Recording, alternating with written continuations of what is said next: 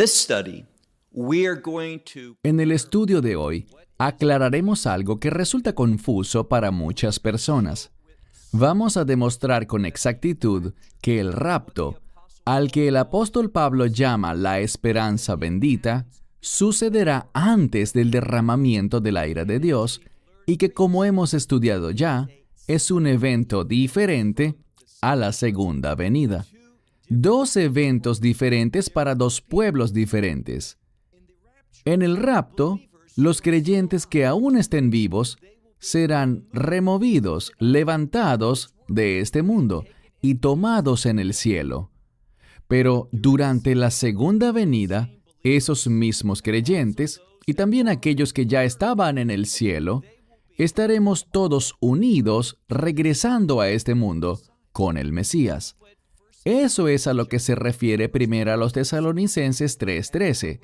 Y ahora vamos a ver una escritura que deja esto bien en claro. Del texto que venimos estudiando desde hace varias semanas, el Evangelio de Mateo, capítulo 24. Por eso te invito a tomar tu Biblia y que leamos juntos este pasaje en el libro de Mateo, capítulo 24. Iniciaremos en el verso 32, el cual presenta una especie de parábola. Leamos el verso 32 que dice: Y de la higuera, ahora esta higuera es Israel. Cuando estudias la profecía de Oseas, él dice que Israel es una higuera y es conocida como la higuera inclusive en textos fuera de la Biblia. No te equivoques con esto. De lo que el Mesías está hablando aquí es importante. Y es importante vigilar a Israel porque Israel atravesará un cambio por medio del cual sabemos que nos estamos aproximando a los últimos días. Él nos ha venido diciendo todas las señales del fin y ahora nos dice algo más. Es un mandato de nuestro Señor y Salvador que debemos vigilar a la higuera, Israel. Entonces dice: y de la higuera aprendan la parábola. Cuando la rama, literalmente su rama, en referencia a la higuera, un término femenino en el idioma griego, cuando sus ramas se vuelven tiernas y sus hojas ¿qué? Broten. Estamos hablando de una higuera que está lista para dar fruto. Y por lo tanto, lo que debemos aprender es lo siguiente. Cuando Israel sea prosperada, cuando Israel en su mayor parte haya regresado a sus fronteras, a la tierra de Israel, y que toda la nación esté en un punto floreciente, allí debemos esperar en ese momento que esta profecía inicie. Lo que Yeshua anunció se hará realidad. Allí iniciará el proceso. Una vez más, aprendan la parábola ¿de quién? De la higuera. Cuando su rama esté tierna y sus hojas broten, retoñen, sepan que cerca está el verano. Esto fue escrito en griego, pero quizás cuando Yeshua estaba hablando, él lo hacía en hebreo. Y la razón por la que pienso esto es que aquí vemos una especie de juego de palabras, porque él menciona la palabra verano, y la palabra verano en hebreo es kayetz. Se escribe muy parecido y suena parecido a la palabra ketz, el final o el fin. Y hablábamos sobre el hecho de que este final es algo que está siendo enfatizado. Y esto regresa, esta sección, por cierto, aprendimos que en los versos 3 al 15, el Mesías le habla a los discípulos sobre lo que los creyentes experimentarán en los últimos días. Luego, en los versos 6 al 31, que estudiamos en las últimas semanas, le habla a los discípulos, pero no sobre los creyentes, sino que en cambio les habla de Israel. Y ahora, en esta sección, él se voltea hacia sus discípulos y les habla sobre lo que los discípulos experimentarán en los últimos días. Y él ordena, esto es importante, él ordena que todos sus seguidores, quienes estén vivos en los últimos días, a que vigilen, que presten atención, que aprendan al mirar a la higuera, Israel. Y cuando ella sea próspera, cuando la higuera tenga sus ramas tiernas, cuando las hojas estén retoñando, Él dice, en ese momento, sepan que estas cosas que les he venido enseñando se volverán realidad. Entonces dice, cuando vean estas cosas, sepan que el verano está cerca, es decir, el final está cerca. ¿El final de qué? El mismo final del que Él nos ha hablado tanto, en la primera mitad de este capítulo, el fin de la era de la iglesia. ¿Cómo podemos estar seguros de eso? Bien, si seguimos leyendo, se vuelve muy claro. Miren ahora el verso siguiente, el verso 33, donde dice, así también, cuando ustedes vean todas estas cosas. Ahora, Él les está hablando a los discípulos, y cuando dice todas estas cosas, no está hablando sobre las cosas que les ocurrían a Israel. Él habla de eventos de los que habló ya en los versos 6 al 15. Él dice, cuando vean que todas estas cosas ocurran, sabrán algo. Miren de nuevo. Cuando vean todas estas cosas, sabrán que Él está cerca, literalmente, a las puertas o en la entrada.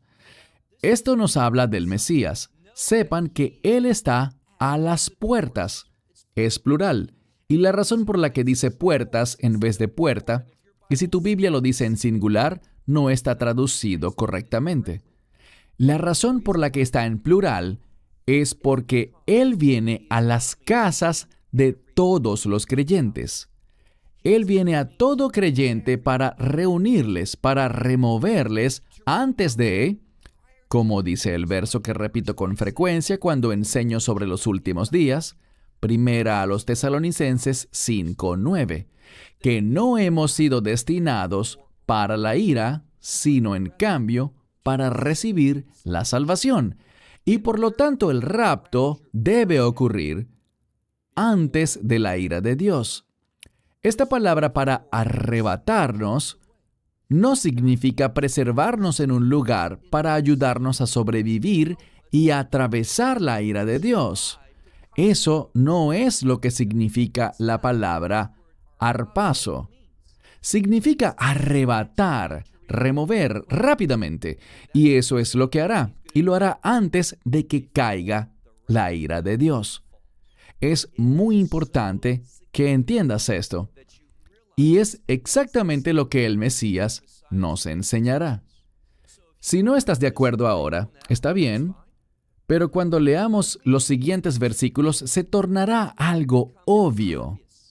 Si no estás de acuerdo en este punto, quizás no estés completamente informado o has escuchado enseñanzas equivocadas y creído lo que no es correcto.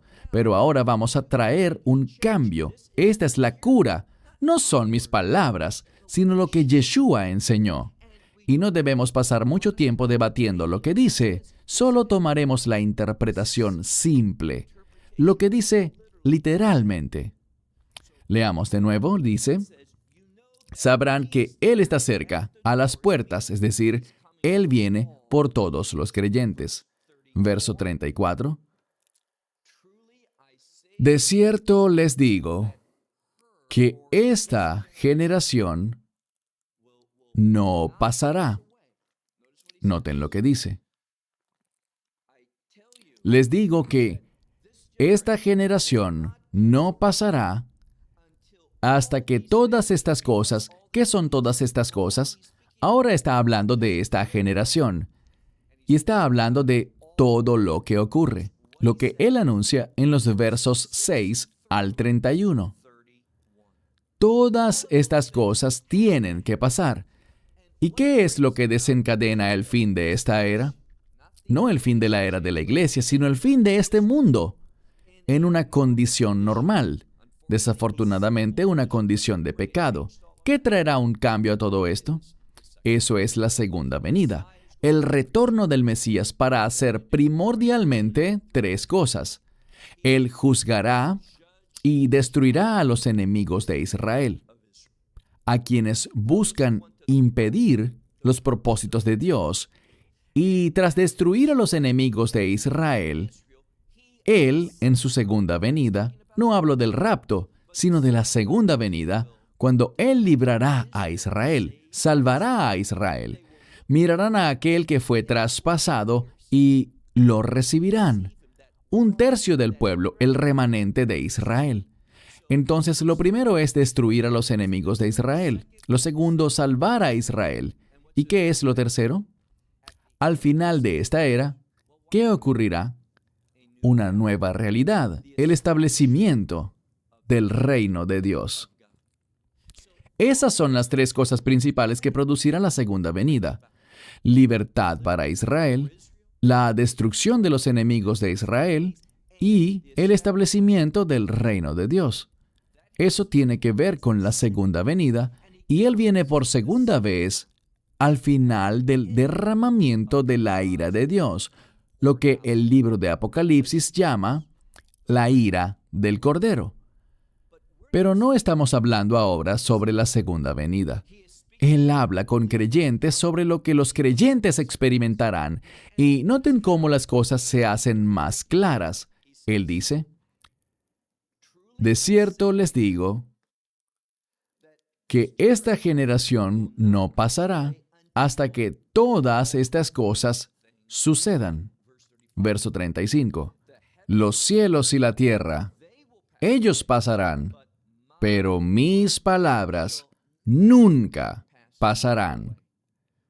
Podemos estar seguros de que sus palabras, lo que el Mesías dijo, son palabras verdaderas y se cumplirán y tendrán consecuencias eternas. ¿Qué significa que tengan consecuencias eternas? Significa que tienen una conexión con el reino. Se trata del reino y de los que son parte del reino, quienes experimentarán esa bendición eterna, quienes recibirán las promesas eternas de Dios. Y todo esto está escrito. ¿Dónde está escrito? En su palabra. Entonces, los cielos y la tierra pasarán, pero sus palabras no pasarán. Tienen relevancia de reino. Ahora el verso 36. Es en el verso 36 donde llegamos al corazón de la enseñanza, en relación con nuestra esperanza bendita, el rapto. ¿Y por qué sabemos que el rapto y la segunda venida son dos eventos diferentes? El rapto ocurre antes del inicio de la ira de Dios, y la segunda venida ocurre al final, en la conclusión del derramamiento de la ira de Dios por parte del Mesías. Y esto es algo que también debemos entender. Será el Mesías aquel que inicie, quien derrame, quien ejecute la ira de Dios. La Escritura dice, Dios hablando, dice, todo lo relacionado con el juicio ha sido dado al Hijo. Él es el juez de jueces. Sabemos que Él es el Rey de reyes y Señor de señores, pero también es el juez de jueces, y por esto es que Apocalipsis 6 habla sobre la ira del Cordero. Pero leamos ahora el verso 36. Con respecto a ese día, ¿de qué día hablamos aquí? Bien, estaremos hablando de ese día que se refiere a la venida del Mesías. ¿Cuál venida? ¿Su segunda venida o el rapto? Esto quedará claro. Él le habla a creyentes, sobre creyentes, y habla sobre aquello que ocurrirá antes de la ira de Dios. Y por lo tanto podemos estar seguros de que si sucede antes de la ira de Dios, es el rapto, porque la segunda venida es al final de la ira de Dios, y por lo tanto sabemos que no se trata del mismo evento. Verso 36. Pero con respecto a ese día y la hora, nadie sabe. Es decir, con respecto al rapto, nadie sabe el día ni la hora. Así de simple.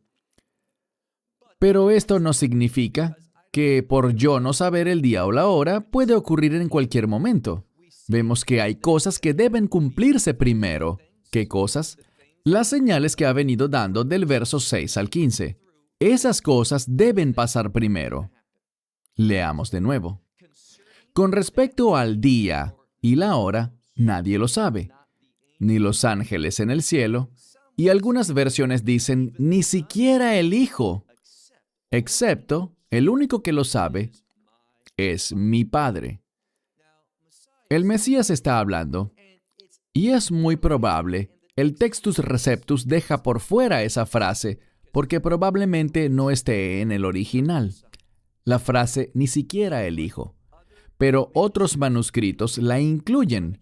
Y déjenme simplemente decir esto. El que creamos que está allí o que no está, tiene poca importancia, porque el Hijo, cuando el Mesías habla de sí mismo como el Hijo, eso revela su sumisión total al Padre. Y al ser totalmente sumiso, no solo hará la voluntad del Padre, sino que a la vez será ejemplo perfecto para nosotros. Y el Mesías, vimos en Filipenses 2, se despojó de sí mismo. Él nunca dejó de ser el Hijo de Dios, nunca dejó de ser Dios ni de ser divino, pero no utilizó esa posición. Se hizo totalmente hombre. Y aquí lo que dice la Escritura en el Textus Receptus es que ningún hombre lo sabe, ni los ángeles, solo el Padre y nadie más. Algunos manuscritos incluyen la frase, ni siquiera el Hijo lo sabe.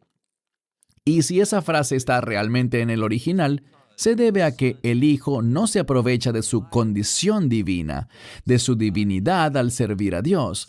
Él lo sirve totalmente como hombre, pese a que nunca deja de ser el Hijo de Dios. Esto es lo importante. Miren ahora el verso 37.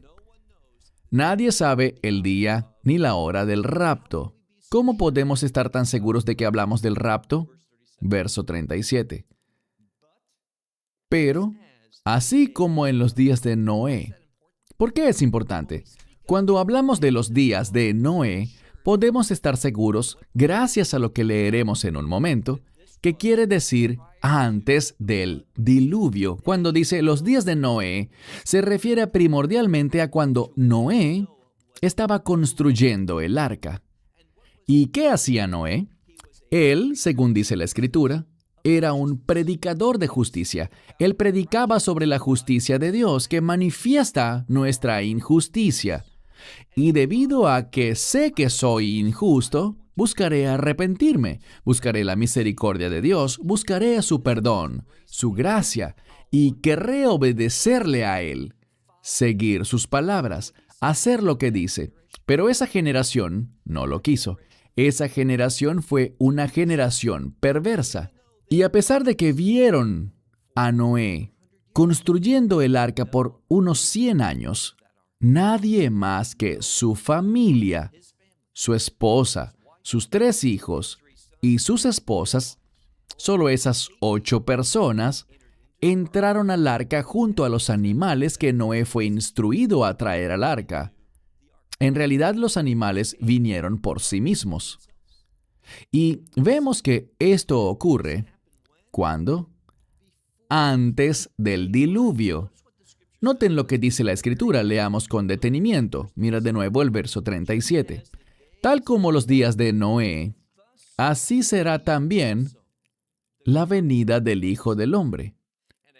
Y de nuevo, esta venida del Hijo del Hombre es el rapto. ¿Por qué? Sigue leyendo.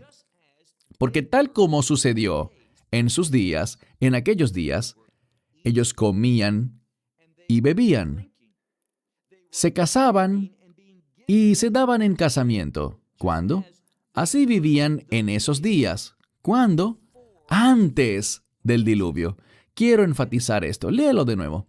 Dice, así como ellos estaban en los días antes, previos al diluvio, ellos comían y bebían, se casaban y se daban en casamiento. Estas son actividades normales. Las cosas básicamente funcionaban con normalidad. ¿Cómo sabemos que esto ocurre antes de la ira de Dios? ¿Antes del diluvio? Obviamente, durante el diluvio, al llegar las aguas, no podrían celebrarse matrimonios. Nadie se casaría ni se entregaría en casamiento. La gente no estaría comiendo ni bebiendo. Se estaban ahogando. Lo que sabemos es esto. Cuando leemos la segunda parte del libro de Apocalipsis, cuando nos enfocamos en los juicios de las trompetas y en los juicios de las copas, cuando vemos estos eventos, no son naturales, son claramente eventos sobrenaturales que no tienen explicación científica. Son sucesos sobre los que todo el mundo sabrá que ha sido Dios.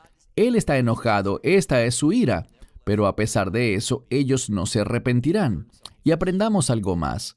En ese tiempo, no estarán viviendo normalmente, no estarán celebrando bodas, no estarán celebrando banquetes, no tendrán una vida normal como siempre, sino que en cambio todo será un caos. Solo habrá miedo, dolor, sufrimiento total debido al derramamiento de los juicios de las trompetas y de las copas sobre toda la tierra. Entonces, cuando vemos aquí en este texto donde dice, tal como en los días previos al diluvio, ellos comían y bebían, se casaban y se daban en casamiento. Esto es antes de la llegada del diluvio, por esto es que dice antes del diluvio. Miren ahora la segunda parte del verso 38. Hasta el día en el que Noé entró al arca. Y poco tiempo después, de acuerdo con el libro de Génesis, 7 días después de que Noé entrase en el arca, ¿qué ocurrió? Empezó a llover. Y esa lluvia, la caída de esa agua es simbólica. Debería ser entendida como un símbolo de la ira de Dios, que destruyó la tierra con agua. Y noten lo que dice la Escritura. Hasta el día en el que Noé entró al arca, y ellos no lo supieron, hasta que vino el diluvio. ¿Y qué pasó? Se los llevó a todos ellos. Y esa palabra para llevarse es literalmente la palabra para levantar. ¿A quiénes se refiere? Se refiere a Noé, sus hijos y sus esposas, estos 8 individuos que fueron levantados. ¿Cómo? En el arca. Ellos estuvieron por encima de las aguas del diluvio. Ese es el ejemplo que Dios nos da aquí. Él dice, siguiendo en el verso 39, así será también la venida del Hijo del Hombre. Y nos da un ejemplo para que reafirmemos de lo que estamos hablando, del rapto. ¿Por qué? Míralo en el verso 40. Entonces 2 estarán en el campo, uno será tomado, el otro será dejado. El campo simboliza algo. Es una representación del lugar de trabajo. En segundo lugar, dice también que 2 mujeres estarán moliendo en un molino. Una será tomada y la otra será dejada. El primer ejemplo en el campo está en masculino, refiriéndose a los hombres. El segundo ejemplo se refiere a mujeres. Y cuando hablamos de hombres y mujeres, hablamos de toda la humanidad. La gente estará trabajando en ese momento, es decir, estarán haciendo esas cosas que deberíamos hacer normalmente. Trabajar, a eso se nos colocó en la tierra. Y dice que no se trata de estar en un lugar en particular. No se trata de nada más sino de haber recibido el Evangelio. Y noten las palabras aquí. Dice, tal como en los días anteriores al diluvio, habrá un hombre en el campo y será tomado. Otro hombre en el campo, en cambio, será dejado. Otra persona, una mujer, estará trabajando en el molino, haciendo esa labor, y será tomada, mientras que otra será dejada. ¿Qué nos está diciendo la Escritura? Esta acción de ser removidos, los discípulos del Mesías, los creyentes, ocurrirá antes de la ira de Dios, tal como lo vimos de este ejemplo de Noé.